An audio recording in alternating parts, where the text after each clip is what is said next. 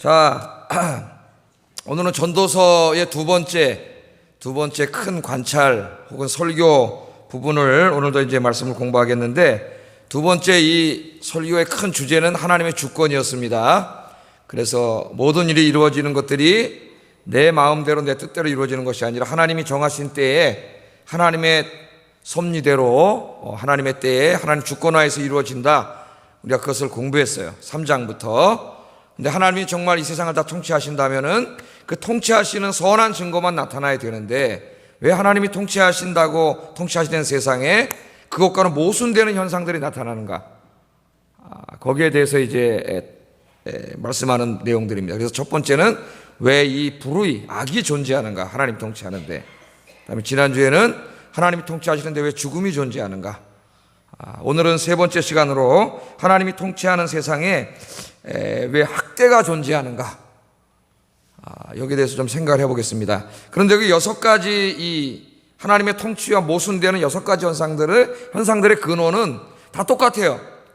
왜 불의가 존재한다 그랬죠? 인간의 죄 때문에. 인간의 죄 때문에 이 땅에 불의가 존재하게 됐어요. 왜 죽음이 존재하게 됐죠? 인간이 죄를 지음으로 죽음이 존재하게 됐습니다. 또 마찬가지예요. 왜 학대가 존재합니까? 물어보면 그 근원을 물어보면 다 인간의 죄 때문입니다. 답은 똑같아요. 그럼 설교할 게 더 이상 없습니다. 인간의 죄 때문이에요. 하나님께서 원래 인간을 창조하실 때는 서로 사랑하면서 살도록, 서로 배려하고 서로 사랑하면서 살도록 만들었습니다. 그래서 아담에게 하와를 만들어 주셨을 때에 거기 잘 나와요. 타락하기 전에 인간과 인간의 관계가 어떤 관계였냐면은 하와를 보고 너무 사랑스러워서 뭐라 그랬어요? 내 뼈 중에 뼈요, 살 중에 살이다. 여러분, 이거 언제 제일 많이 써먹습니까? 연애 편지 쓸 때 처음에 딱 보면 어때요? 한눈에 뿅 갔습니까, 여러분? 결혼하실 때? 저는 한눈에 뿅 가지는 않았습니다. 키도 너무 크고 그래가지고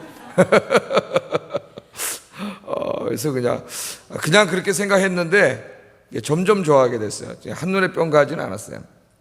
저 사람도 마찬가지일 거예요. 아마 한눈에 제가 뿅 갈 뭐가 있습니까? 아무것도 없이 이야기를 해봐야 이제 뭐가 나오는 거지. 다 요새 여성들이 키 크고 쭉쭉 뻗고 잘생긴 남자 좋아하지. 우리 딸내미 얘기 들어봐도 키 작으면 땡이래. 그래서 땡이래요.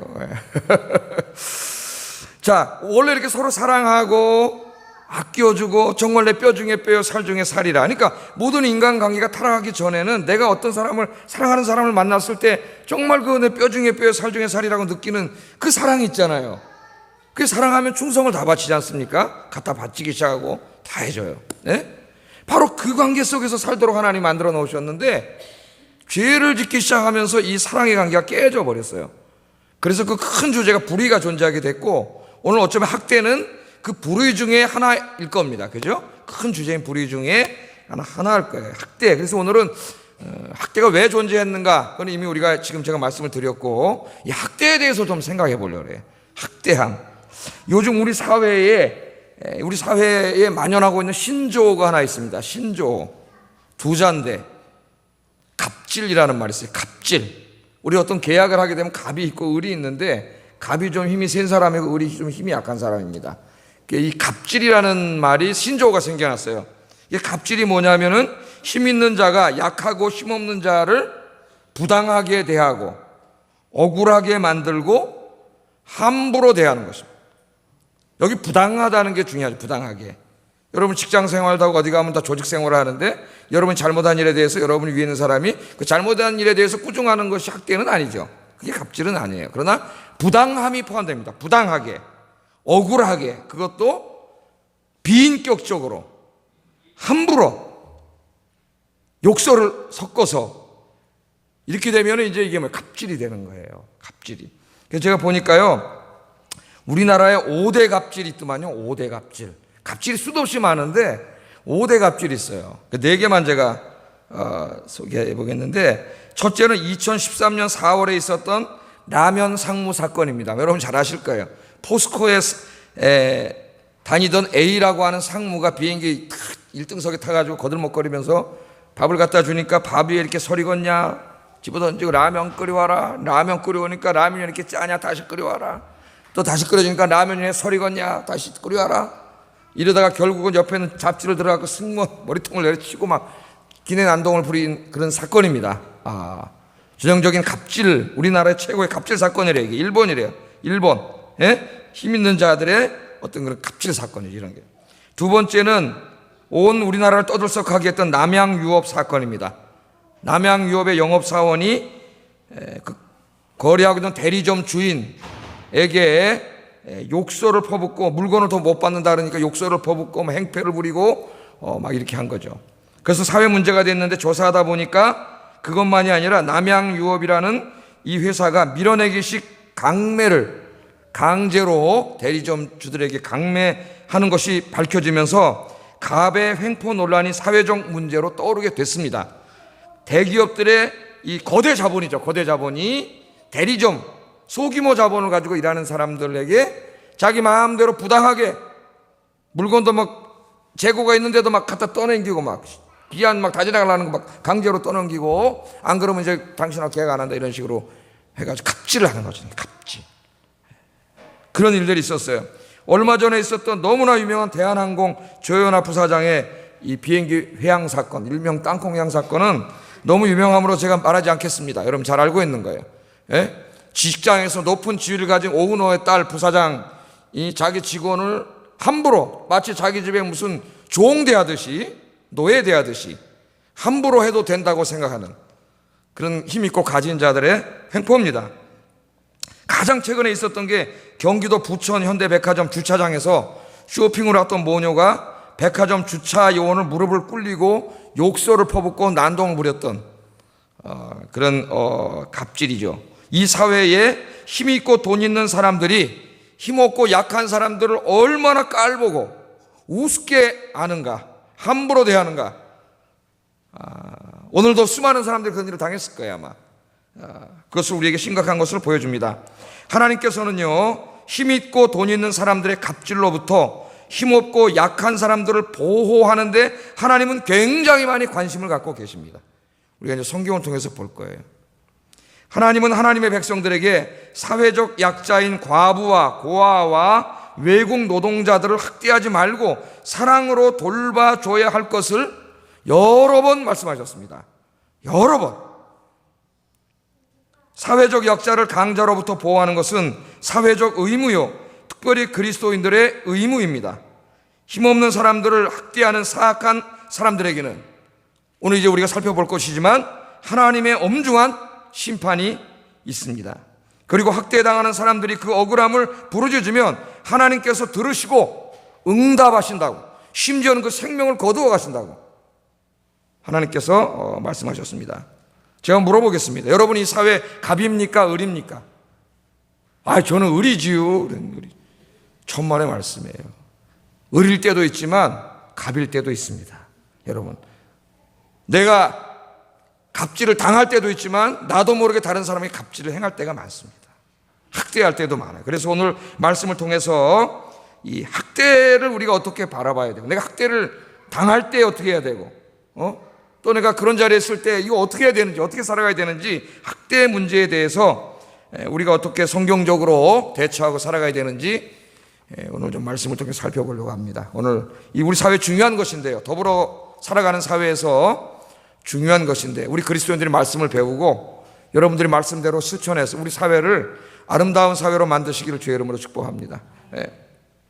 자, 솔로몬이 이런 말을 합니다. 오늘 학대에 대해서 이야기하면서 1절 상반절에 보면 내가 다시 해 아래서 행하는 모든 학대를 살펴보았도다, 그렇게 이야기합니다. 솔로몬이 왕이죠. 왕이에요. 이런 일을 막고 힘있고 권력 있는 자들이 마음대로 횡포를 부리지 못하도록 질서와 정의를 세워야 될 왕입니다. 솔로몬은 다행히도 자신의 권력에만 집착하는 왕이 아니라 백성들의 삶을 돌아보는 왕이었습니다. 그래서 하나님께 기도할 때에도 네 소원이 뭐냐? 그랬더니 이 백성을 다스릴 지혜를 주시옵소서. 지도자에게 제일 중요한 게 지혜인 것 같아요. 지식도 중요하지만은 지혜가 더 중요한 것 같습니다. 우리 사회가 지금 난국에 빠져 있는데 대통령에게 지혜를 달라고 기도하시기 바랍니다. 이 난국을 어떻게 헤쳐가야 될지, 이 사회 갑질하는 사람들이 전부 부정과 부패, 뇌물, 지금 이 나라가 지탱이나 하게 될지 지금 참 안타까운 일. 이제는 좀 많이 좋아졌나 했더니 여전합니다. 조금도 변하지 않았습니다. 당시는 고대 사회였기 때문에 지금처럼 정보통신망이 발달해 있지 않습니다. 지금 같으면 인터넷 SNS에만 올려가지고 금방 그냥 전 세계로 그냥 쫙 소문이 나겠지만, 그 당시는 몰라요. 왕이 아무리 올바로 통치를 하려고 해도 저 산골짜기 저쪽에서 수령이 하는 일들을 다 알 수가 없습니다. 솔로몬이 다 살펴봤다 그래요. 어떻게 살펴봤을까요? 아마 우리나라 예를 들면 암행어사를 보냈을 수도 있겠죠. 그래서 옛날에 좋은 왕들은 어떻게 해요? 이걸 다 할 수가 없으니까 모르지 않습니까? 거짓말로 보고하고 속이고 서로 숨겨주고 그러기 때문에 왕은 구중궁궐에 갇혀가지고 내가 올바른 의지를 가지고 있어도 정보가 차단되기 때문에 알 수가 없어요. 왜? 직접 보는 게 아니라 듣기 때문에 이 사람들이 속이면 알 수가 없습니다. 그럴 때 지혜로운 왕은 암행어사를 아무도 모르게 보내죠. 그래서 지방 수령들이 제대로 백성들을 잘 사랑으로 돌보나 갑질하지 않나 학대하지 않나 돌보게 해요.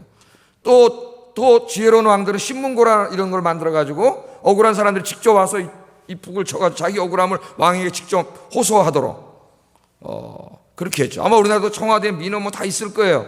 그런데 그걸 대통령이 직접 보나? 참모들이 다 보고 걸러서 올리니까 허나 많아. 직접 봐야 돼. 대통령이 하려면은 직접 봐야 되지. 밑에 놈이 봐가지고 올리면은 그게 무슨 도움이 되겠어요? 그게 아무 도움도 안 돼. 다 걸러서 올려버리는데 소용이 없죠. 아마 이 솔로몬은 지혜로운 왕이었으므로 이것 외에도 상당히 많은 방법으로 자기 나라에서 이루어진 학대에 대해서 아마 다 살펴봤을 거예요. 어쨌든 중요한 것은 뭐냐? 솔로몬이 하나님을 믿는 왕으로서 학대받는 힘없는 사람들에게 관심을 가졌다는 겁니다. 오늘 그게 중요한 것 같아요. 그게 중요하다. 왜 관심을 가졌느냐? 자기가 통치하고 있는 사회를 하나님께서 기뻐하시는 의로운 사회로 만들고 싶었기 때문에, 그래야 하나님 그 나라에 복을 주니까 의로운 사회로 만들고 싶었기 때문에 살펴봤습니다. 그래서 오늘 우리가 하나 여기서 적용해야 될 것은 우리 그리스도인들이 학대당하는 사람들이 있는지 살펴보고 그들에게 관심을 가져야 된다는 겁니다. 그리스도인들은 힘없고 약한 사람들 편에 서서 그들이 억울한 일 당하지 않도록 도와주고, 또 우리 사회가 그런 사람들이 마음대로 횡포를 부리지 못하도록 정의로운 법을 만들고 사회 시스템을 만드는 일에 힘써야 합니다.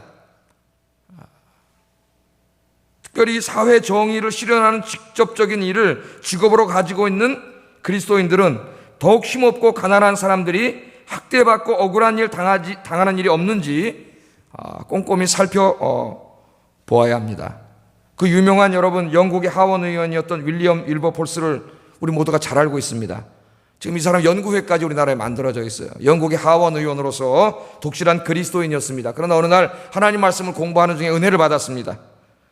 우리 인간은 하나님 앞에 다 평등하고 흑인이든 백인이든 다 하나님의 형상으로 지음받은 고귀한 존재임을 깨닫게 됩니다. 그런데 영국과 유럽과 그 당시 미국 온 사회는 노예, 흑인 아프리카 가서 아프리카 사람들을 잡아다가 노예로 팔아먹는 노예 무역이 성행하고 그들을 동물처럼 대하고 그러고 있었어요. 그것이 하나님 앞에 명백히 잘못된 것임을 이 윌버폴스가 깨닫게 되고 영국 하원 의원으로서 노예 무역을 폐지하는 일에 자기의 일생을 바칩니다. 그 당시에 영국 무역의 상당 부분이 노예 무역에 의존하고 있었으며 영국의 권력 있는 사람들은 다 노예를 가지고 있었고 수많은 사람들이 노예 무역에 이렇게 저렇게 전부 얽혀 있었습니다. 그러니까 노예 무역 폐지 운동을 하니까 생명의 위협까지 받았어요. 어떨 때는 국회의원 떨어지는 거는 문제가 아니라 생명의 위협까지도 받는 그런 수많은 고통과 그런 어려움이 있었지만은 신앙으로 절대 굴하지 않고 끝까지 하원에서 이 일을 하고 사람들을 설득시키고 도덕률에 호소하고 성경에 호소하고, 그래도 기독교 국가니까 그렇게 해가지고 결국에는 영국에서 노예 무역을 금지시키는 법을 통과시켰습니다. 이 사람 전기나 자서전 이런 글을 읽어보면은 이 사람이 이 일을 하지 않았으면 영국의 수상도 될 수 있는 사람이었다 그래요. 수상까지도. 수상이 뭐고 그런 게 중요한 게 아니에요. 하나님 믿는 사람에게는 학대받는 사람들, 학대받는 노예, 동물처럼 취급받고 있는 노예들에게 관심을 갖고 그것을 폐지하는 법을 만드는 일에 일생을 바치게 됩니다. 특히 우리나라처럼 힘 있는 자들의 갑질이 심각한 사회에서는 더욱더 학대받는 사람, 억울한 사람들이 없도록 그런 사람들에게 우리 더욱더 많은 관심을 가져야 되는데, 여러분 주변에 그런 사람들이 많은 관심을 갖고 기도하시는 여러분 되시기를 주의 이름으로 축복합니다. 자, 솔로몬은 우선 학대받고 있는 불의한 자들이 누구인가를 살펴봤습니다. 누가 학대로 이렇게 하는가 보고를 다 받았겠죠. 그랬더니 1절 마지막 절에 보면 학대하는 자들의 손에는 뭐가 있어요? 예, 권세가 있다는 걸 알았어요. 이 학대를 누가 해요? 힘 있는 자들이 하더라는 거예요. 권세 있는 자들이. 하나님이 왜 권세를 주셨어요? 하나님의 정의를 시행하고 약자를 보호하고 그렇게 하라고 권세를 주셨는데, 이 권세를 가지고 권력을 남용하고 자기의 개인적인 이득을 위해 약한 자를 억누르고 억압하고 학대하고, 요새 말하면 갑질하는데 사용하는 거죠. 솔로몬이 살펴보니까 학대하는 자들의 손에는 권세가 있습니다. 권세. 이 당시로 말하면은 그게 정치적인 권세겠죠. 관료적인 힘이겠죠. 그러나 오늘 21세기 다원화된 사회 속에서는 다양한 권세가 있습니다. 거기에 여러분도 가지고 있는 권세가 굉장히 많아요. 이렇게 한번 몇 개 살펴볼까요? 첫째는 이 높은 사회적 지위의 권세입니다. 관료적이고 계급적인 권세라고 할 수가 있겠어요. 여러분, 우리 사회에 지금 이 군에서 여군을 상대로 일어나는 성추행 사건들이 굉장히 많습니다. 그래서 얼마 전에는 계급이 대위나 되는데, 여군이 대위인데 자기의 상관인 영관급 장교의 계속되는 성추행을 견디다 못해서 이 여군 대위가 자결을 했습니다. 자결을 했어요. 그래도 깨닫지 못하고 계속 사단장, 연대장 등 군 지휘관들에 의한 여군 성추행 사건이 끊이지 않고 있습니다. 끊이지 않고 있어요. 어떤 군단장은 자기가 원하지 않으면 되는 거 아니냐, 왜 의사표시를 하지 않았느냐, 이런 엉뚱한 소리를 해대고 있어요. 그런 게 지금 군인들의 정신 상태예요. 그자들의 별을 달았든 안 달았든 그런 생각을 가지고 있습니다. 그게 바로 그런 거죠. 지위에 의해서 상관이니까, 특히 군이라고 하는 조직사회 속에서 그런 갑질을 한 거죠. 학대를 한 거예요. 뿐만 아니라 우리나라 대학을 보세요, 여러분.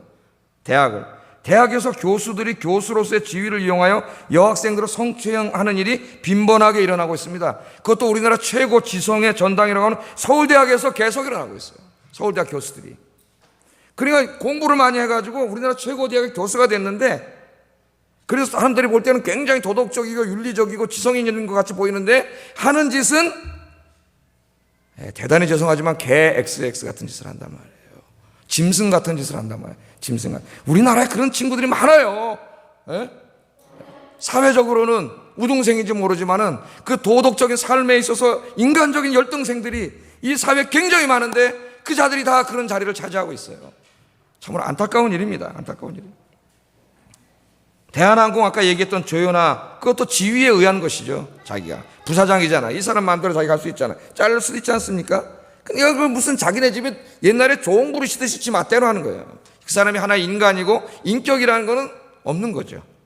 자기 마음대로 비행기를 300명이 탄 비행기를 자기 마음대로 돌릴 수 있다고 생각하는 이 아이가 이 부잣집에서 이렇게 자라는, 오늘날 이 재벌 2세 3세 이 친구들이 지금 정신 상태가 이렇다는 거예요.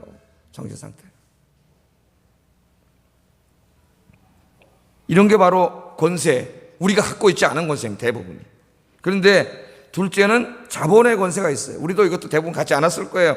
남양유업 사건 같은 것은 거대 자본이 소규모 대리점들에게 갑질을 한 사건이죠. 대기업들이 중소기업을 향하여, 하청업체들을 향하여 이런 일을 합니다. 옛날에 특별히 건설업계 같은 데서는 자기는 정부에서 수주 받아서 10억의 수주를 받았다 그러면은 하청 줄 때는 한 7억에 줘요. 3억대에 먹고. 자기는 현금으로 정부에 받고 여기다 줄 때는 6개월, 1년 어음으로 줘요. 그럼 중소기업은 어떻게 합니까? 자금을 회전해야 되는데 어음 가지고는 안 돼요. 묻어놔요. 그러니까 가서 옛날 그 와리경 한다, 뭐라 해? 할인하요. 어음 할인. 와리경 한다. 어음 할인 하잖아요. 어음 할인 어디 가서 해요? 그 대기업 또 해서 운영하는 거기 가서 또 해야 돼요. 예? 어음 할인 해가 20% 또 떼먹어, 거기서. 이런 짓을 계속 해봤어요. 지금 모르겠어요. 옛날에 제가 학생운동할 때는 그런 짓을. 예? 못된 짓을 계속 해봤죠. 그런 짓들을. 그게 바로 이 자본의 권세예요. 그러나 그런 권세가 아닙니다. 이제는 우리에게도 해당되는 권세가 있어요. 다수의 권세가 있습니다. 다수의. 사회가 민주화될수록 관의 권세 못지않게, 자본의 권세 못지않게 강한 것이 다수의 권세입니다. 다수의 힘이 굉장히 세집니다. 민주화가 될수록. 우리 사회에는 다수의 힘으로 자기들의 이익을 관철하기 위하여 정부와 기업을 압박하고 시민에게 불편을 주는 일들이 비일비재하게 벌어지고 있습니다. 이런 것들은 을들이 힘을 모아가지고 갑질하는 경우를 할 수가 있겠어요. 갑질하는 경우를 할 수 있습니다. 모양은 다르지만은 다수의 권세에 의한 또 다른 심각한 학대도 있습니다. 그게 소위 말하는 왕따 문화예요. 왕따 문화. 학교에서 아이들이 여러 명의 힘을 모아가지고 한 아이를 왕따시키고 괴롭힙니다. 이게 지금 학대예요. 학대. 여기 들어가는 거예요. 하나님이 제일 사악하게 본 학대를 우리 아이들이 하는 거예요. 이렇게. 예? 그럼 이걸 아이들만 하느냐? 직장에서도 한단 말이죠. 직장에서도 여러 명 힘을 합쳐가지고 한 사람을 따돌리고 괴롭히고 힘들게 하고 그렇게 하잖아요. 심지어는 하나님의 거룩한 교회 안에서도 이와 비슷한 일들이 비일비재하게 벌어지고 있다는 겁니다. 이게 다수에 의한 학대예요. 다수의 권세. 그 다음에는 물리적인 힘의 권세가 있습니다. 물리적인 힘의 권세. 이건 누가 주로 하는 거예요? 깡패 양아치들이 하는 거예요. 깡패 양아치들이. 예? 건달들이 폭력 조직을 만들어가지고 선량한 사람들에게 폭력을 휘두르고 고통을 주고 그렇게 하는 거죠.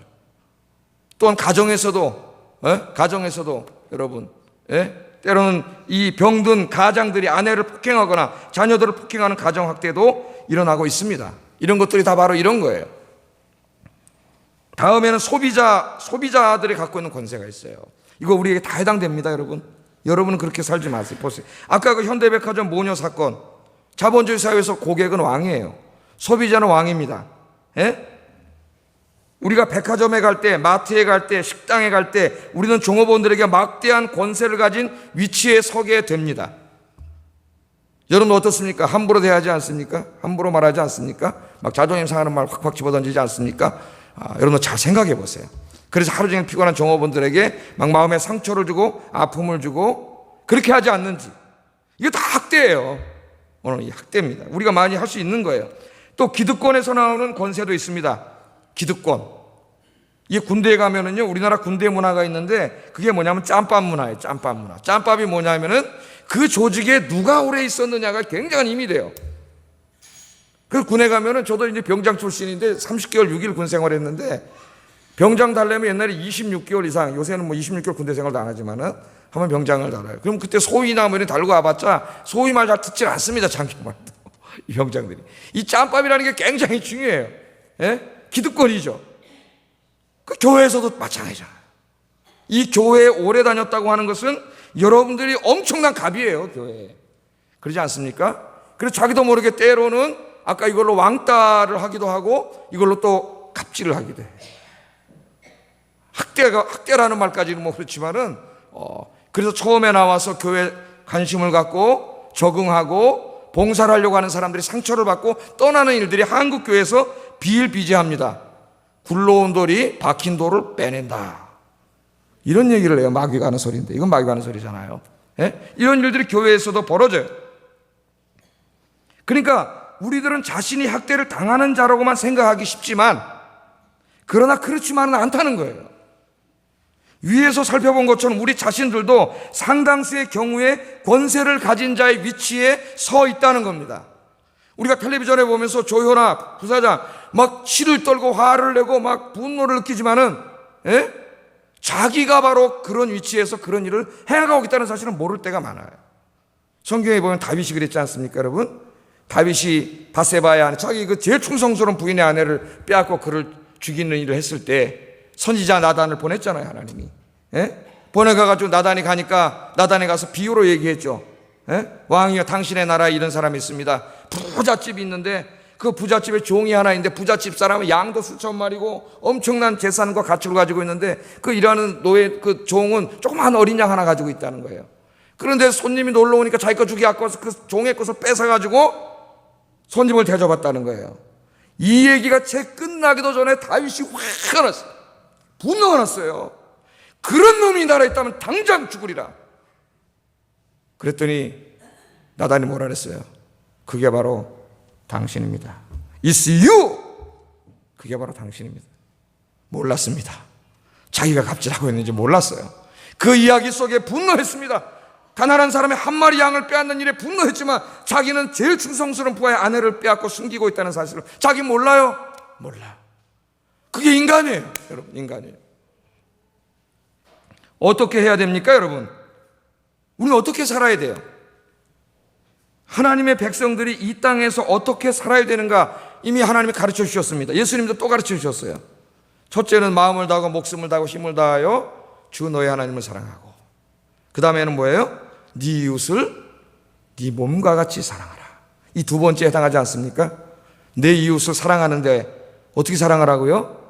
네 몸과 같이. 여러분 몸을 얼마나 사랑하세요? 이 몸 건강과 치장과 좀 더 젊어짐과 아름다워짐을 위해서 얼마나 많은 돈을 써요. 그죠? 여러분 돈 얼마 들었어요? 얼굴에, 이 몸에. 예? 굉장히 많이 쓰잖아요. 그런데 네 몸을 사랑하는 것처럼 네 이웃도 어떻게 하라고요? 사랑하라고 가르쳐 주셨어요. 이 탈무드에 보면은 재밌는 이야기가 나옵니다. 재밌는 이야기는 성경 이야기예요. 성경 이야기인데 아브라함이 종을 불러가지고 이제 자기 이삭이 40이 다 되도록 장가를 안 갔습니다. 그랬더니 내 아들의 이제 배필을 구해오너라. 그 종이 갔죠. 근데 이 땅에서 구하지 말고 내 형제 나홀이 살고 있는 거기 가서 구해오너라. 그래가지고 이제 종이 갔지 않습니까? 낙타를 가지고 이제 탁 가는데 나홀 성에 드디어 도착했어요. 그런데 거기 아는 사람도 하나도 없습니다. 누구를 어디 가서 어떤 여자를 골라와야 될지 굉장히 중요한 지금 이삭의 그 아내를 골라와야 되는, 주인의 아내를 골라와야 되는, 주인이 자기를 믿고 다 맡겼는데 이거 어떻게 해요? 중매를 누가 쓰는 것도 아니고 중매를 써도 속을 수가 있는데 그 우물가에 딱 나홀의 우물가에 도착해가지고 창세기를 읽어보면 거기 털썩 주저앉아가지고 하나님 앞에 기도를 해요, 이 사람이. 근데 굉장히 지혜로워요. 기도를 하는데 뭐라 그러냐? 하나님, 나 이거 다 모르겠고요. 하여튼 내가 오늘 여기 앉아있는데 이제 그 시간에 우물가에 이제 물을 처자들이 이제 그 당시 여자들은 막 이제 양을 치고 막 이러던 여자들이에요. 그러니까 물을 길러 오는데 그 오는 여자들 중에 내가 나에게 물 좀 달라 그렇게 부탁을 하겠습니다. 그러는 거예요. 그럼 그 여성 중에 나에게 물을 줄 뿐만 아니라 낙타도 목이 마르겠네요. 그래서 낙타에게까지 물을 주는 여성이 있으면 그 여자가 바로 하나님이 점지해 주신 여자인 줄로 내가 받아들이겠습니다. 이렇게 기도를 해요. 이 탈무드에 보면 유대인들은 이 종을 굉장히 지혜로운 사람으로 봅니다. 좋은 여자를 골라야 되잖아요. 좋은 여자. 예? 좋은 여자를 골라야, 좋은 사람을 골라야 돼요. 좋은 며느리, 좋은 사위를 골라야 되잖아요, 여러분. 예? 어떻게 골라야 되느냐. 그래서 오다 보니까 진짜 여성이 왔는데 물 좀 달라 그랬더니 누가? 예? 리브가라는 여성이 왔는데 얼굴만 이쁜 게 아니라 마음도 이뻐요. 예? 물을 줄 뿐만 아니라 낙타에까지 물을 먹여주는 거예요. 이게 뭐야? 야, 이게 하나님의 응답이라네. 그래서 그 리브가를 데리고 오지 않습니까? 이게 뭐예요? 탈무드에서 유대인들이 이렇게 이야기합니다. 한 사람을 전체를 다 우리가 알지 못하는데 하나로 평가할 수 있는 가장 중요한 그게 뭐냐 하면은 친절이라는 거예요. 친절. 여러분, 사람을 고를 수 있는 길을 제가 하나 가르쳐 드렸습니다. 사위나 며느리를 고를 때 친절, 나그네 처음 보는 사람들을 괴롭히거나 학대하지 않고, 그 여성이 왔을 때 혼자 왔겠어요? 뭐 종도 여러 명 같이 왔을 텐데 이거 어디서 굴러온 놈이 여기 우물에 앉아가지고 남의 물을 파고 야, 새끼야! 보통 그러잖아요. 그래서 자기가 먼저 하지 않습니까? 하다못해 주차를 내가 맨날 세우던 뭐 자기 주차장도 아닌데 세워놨다 남이 오면은 그거 와서 왜 세웠냐 전화 걸고 싸우고 막 이러잖아요. 예? 그런 판인데 거기 와가지고 물을 주니까 너무 친절하고 사랑이 많잖아요.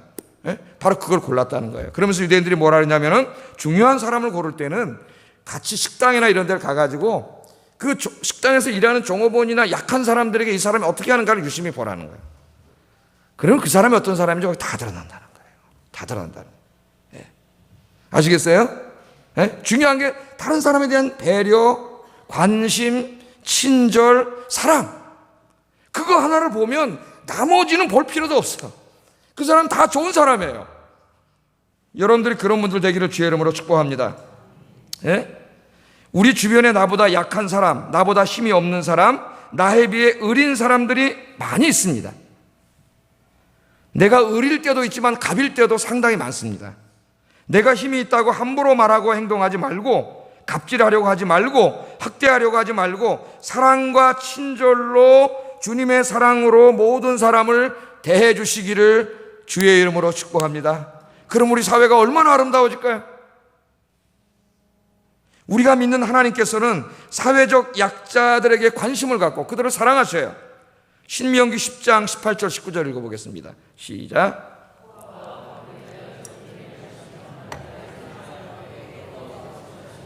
너희는 나그네를 사랑하라. 전에 너희도 애굽 땅에서 나그네 되었음이니라. 아멘. 하나님께서는 뭐라 그래요? 고아와 과부를 위하여 정의를 행하시며 나그네를 사랑하며 그에게 떡과 옷을 주시는 하나님으로 자기를 소개합니다. 고아와 과부와 나그네는 이 고대 사회에서 가장 힘없고 가난하고 약한 사람들이에요. 갑질 당하고 사는 사람입니다. 억울한 일 당하고 무시당하고 그렇게 눈물을 흘리면서 사는 사람들이에요. 그런데 우리 하나님께서는 그들을 사랑하고 그들에게 떡과 옷을 주셔요.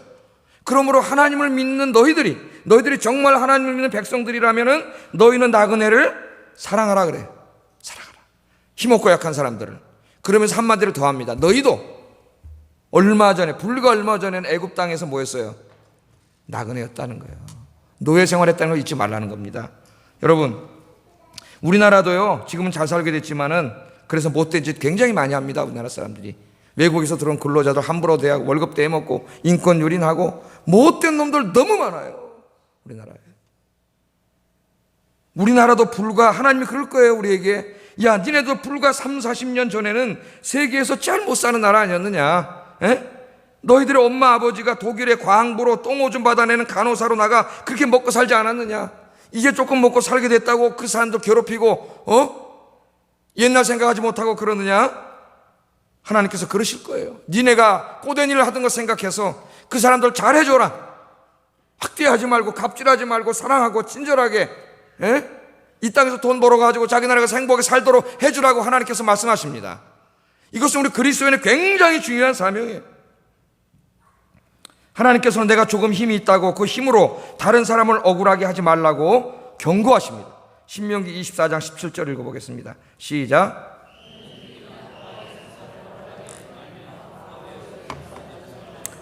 너는 객이나 고아의 송사를 억울하게 하지 말고 과부의 옷을 전당 잡지 말라. 과부의 옷 하나밖에 없는데 그가 가난하면 그냥 주지. 뭘 그걸 전당을 잡혀놓고 돌을 꺼주냐는 거예요. 힘없는 사람들 뇌물 받아먹고 송사를 억울하게 하지 말라고 하나님께서 이야기합니다.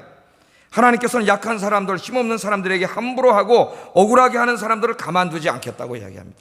잠언 22장 22절 23절 읽어보겠습니다. 시작. 곤고한 자를 성문에서 압제하지 말라. 대저 여호와께서 신원하여 주시고 또 그를 노력하는 자의 생명을 빼앗으시리라. 하나님 어떻게 한다고요? 그런 갑질하는 사람들의 심지어는 생명을 빼앗는다. 여기 보세요. 곤고한 자로 성문에서 압제하지 말라. 대저 여호와께서 신원해 준다는 건 갚아준다는 거예요. 그 억울한 일을 당 갑질한 자들이 갑질 당하게 만든다는 겁니다. 하나님 그걸 갚아준다는 거예요. 억울함을 하나님께서. 그리고 그런 자들은 생명까지도 하나님이 거두어 가실 수 있음을 이야기합니다. 그러니까 여러분 조심하셔야 돼요. 조심하셔야 돼요. 그러나 약한 사람들에게 갑질하지 않고 그 약한 사람들에게 사랑을 베풀고 살면 복을 주신다고 약속하셨어요. 복 좋잖아요, 여러분. 신명기 14장 29절 읽어보겠습니다. 시작. 고아와 과부들이 와서 먹고 배부르게 하라. 그리하면 네 하나님 여호와께서 내 손으로 하는 범사에 내게 복을 주시리라. 아멘. 이게 꼭 경제적인 것만 말하는 게, 정치적인 것만 말하는 게 아니에요. 아까도 제가 말했잖아요. 교회 안에서 처음 온 사람들, 얼마 오지 않은 사람, 또 여러분 있는 학교에서, 직장에서 이상하게 여러 명에게 혼자 이렇게 따돌림당 그런 사람들, 어려운 힘든 사람들 많잖아요. 새로 들어온 후배라든가 새로 들어온 새 직원이라든가 우리 주변에 나보다 밑에 있는 부하 직원이라든가 많은 사람들이 있습니다. 또 힘들고 어려운 그런 이웃들도 많이 있습니다. 얕보고 깔보고 말 함부로 하고 그렇게 하지 말고 그들을 불쌍히 여기고 사랑하고 나누어 주면 하나님께서 이제부터 그런 사람 어떻게 한다고? 네 손으로 하는 범사에 내게 복을 주시리라. 아멘. 반대로 하는 사람은 네 생명을 거두어 가리라. 그렇게 하나님께서 말씀했습니다. 여러분이 하나님의 말씀을 늘 우리 가슴에 두고 우리 주변에 나보다 약한 사람은 다 의리해. 모든 관계에서.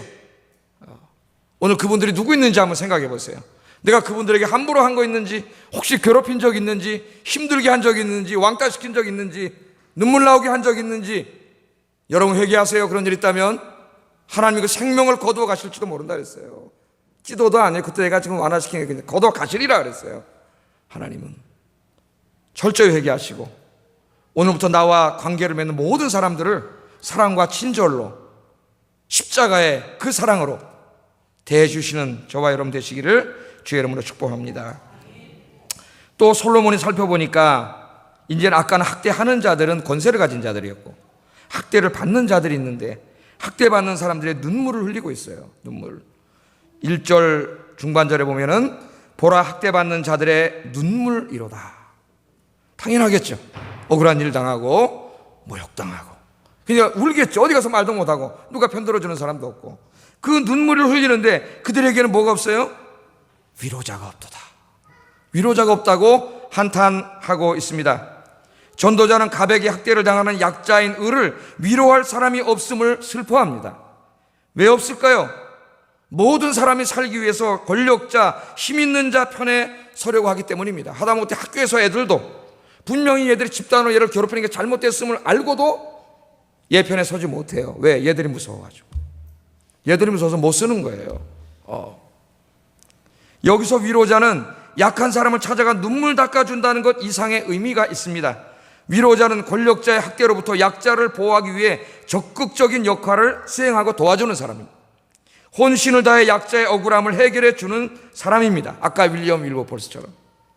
그런데 세상에는 그런 위로자를 찾을 수가 없다는 거예요. 여러분들이 그런 분 되기를 주의 이름으로 축복합니다. 그런 일 하다가 죽으면 순교하는 괜찮아요. 용기를 냈어요, 여러분. 그래서 여러분 그런 세상이 되다 보니까 오늘 말씀이 뭐라 그래요? 힘없고 약한 사람들이 오히려 죽은 사람들을 부러워하는 사회가 됐어요. 사람은 뭐예요 이게? 죽은 자가 더 복되다 그래요. 사람들이 죽은 자가 복되다 그래요. 그리고 심지어는 아직 태어나지도 않은 사람들이 더 복되다고 생각하는 그런 사회가 됐다는 거예요. 그런 사회를 만들면 안 됩니다, 여러분. 우리나라가 그런 사회가 돼서 안 되잖아요. 기독교인이 1000만 명이나 있다고 하는데 반대 사회가 돼야 되지 않겠습니까, 여러분? 여러분, 이렇게 학대를 당하는데, 억울한 일을 당하는데 나를 위로해 줄 자가 없습니다, 이 세상에. 절망하지 마세요. 그래서 스스로 목숨을 끊는 사람도 있어요. 절망하지 마세요. 상처 속에 은둔하고 밖에 나오지 못하는 사람도 있어요. 공황장애에 시달리는 사람도 있어요. 그러나 여러분 실망하지 마세요. 어떤 사람은 가슴을 부글부글 끓이고 분노에 휩싸여가지고 보복하려고 하다가 그냥 확 사회에다 불을 질러버리고 자동차를 다 때려 부수기도 하고 이렇게 나타나는 경우도 있습니다. 여러분 어떻게 해야 됩니까? 하나님이 살아계십니다.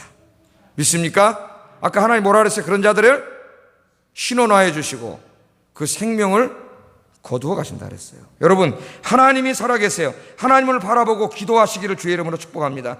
학대받는 자가 그 억울함을 가지고 하나님께 나아가 기도하면 하나님께서 개입하십니다. 하나님. 출애굽기 22장 22절 24절 읽어보겠습니다. 시작.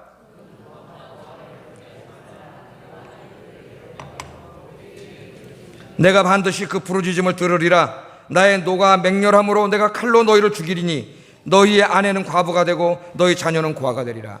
이 학대하는 문제, 갑질하는 문제에 대해서는 하나님의 심판이 굉장히 무서워요. 다 죽이는 거예요, 그냥. 여기도 뭐라 그랬어요? 과부나 고아를 해롭게 하지 말라 그랬어요. 만일 그들을 해롭게 함으로 그들이 내게 기도하면 하나님 나 억울합니다. 기도하면은 내가 반드시 그대로죠 말씀. 반드시 그 부르짖음을 들으리라.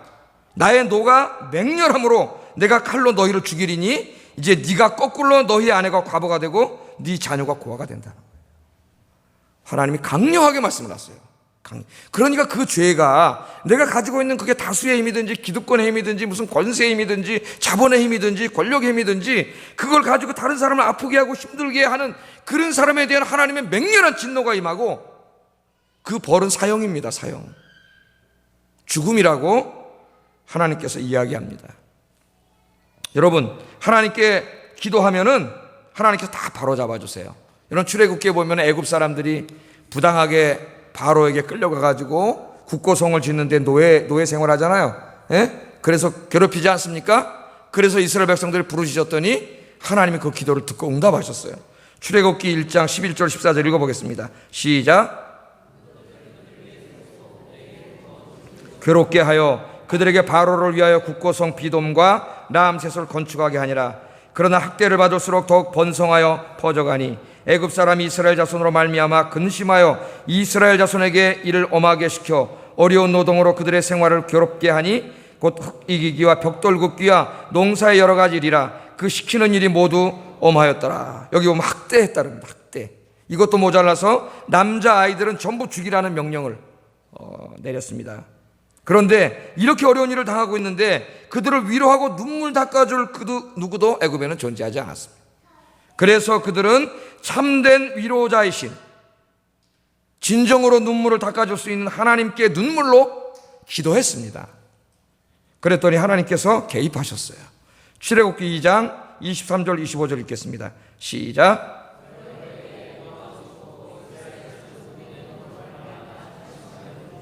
그 고된 노동으로 말미암아 부르짖는 소리가 하나님께 상달된지라. 하나님이 그들의 고통 소리를 들으시고 하나님이 아브라함과 이삭과 야곱에게 세운 그의 언약을 기억하사 하나님이 이스라엘 자손을 돌보셨고 하나님이 그들을 기억하셨더라.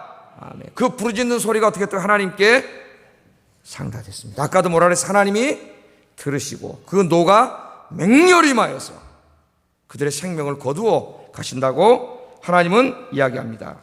억울한 일 당한 사람이 하나님 앞에 눈물로 호소하면, 참된 위로자인 하나님께 위로를 구하면 하나님이 개입하셔요.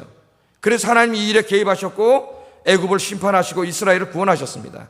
나중에는 10가지 재앙을 내리고 마지막 재앙에는 애굽의 모든 큰아들을 다 죽여버렸어요. 하나님 진짜로 다 죽여버렸잖아요. 죽인다 그랬잖아요 지금.